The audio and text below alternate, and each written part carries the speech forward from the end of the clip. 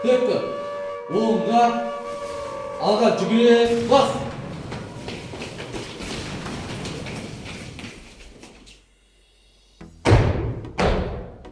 Бөлімше саптан.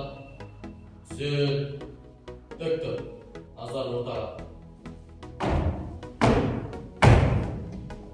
Сержант мырза, жас құтқарушылар клубы сапқа тұрғызылды.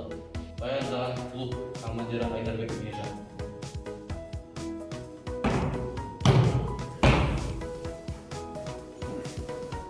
Армысыздар, жас құтқарушылар. Сау болыңыз, сержант мырза!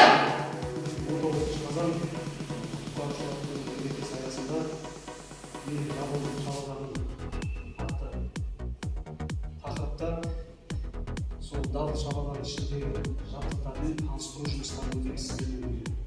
Түсінікті ма? Дәл солай!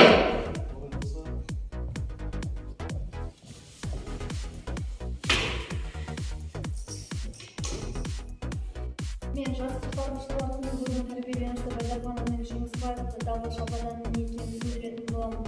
Дабыл шабаданы дегеніміз төтенше жағдайлар кезіндегі құтқарушылар келгенге дейін су тасқыны, өрт және басқа да жағдайлар болған кезде адамдардың эвакуацияланған жерлерге шығарылуына дейін көмектесетін құралдар.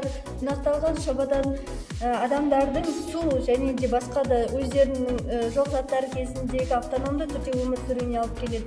Дабыл шабаданы жинақы әрі ауыр болмау керек. Дабыл шабаданына керекті құралдарды айтар болсақ, біріншіден тамақ жасауға арналған сіріңкелер және де шамдар, және де қуаттағыш құралдары бар құралдар, және де радио станциялардан келетін төтенше жағдайларда хабарлауға арналған құрылғылар, ине, жіп және де тағы басқа сондай заттар керек болады. Дәрі қобдишасының құрамы: дәрі қобдишасында парацетамол, йод, зеленка, тамғыш, жабысқақ сылақ және де мақта болуы тиіс. Дәрі қобдишасы әр адамға жеке дайындалады. Және де бір күндік тамақ, консервілер, және де кептірілген нан, май, және де шай, қант, су. Су кемінде бір адамға 5 литр болуы тиіс. Және де бізге кішкентай көрпе керек болады.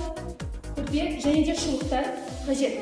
Төтенше жағдай туындаған кезде 101 және 112 телефондарына хабарлас, немесе 104 FM қазақ радио арналар төтенше жағдайларды қорғану жайында тыңдауыңыз қажет. 19 қазан құтқарушылар мерекесі аясында менің дабыл шабаданым атты челленджді Шымкент қаласының басқа да мектептеріне жолдаймыз.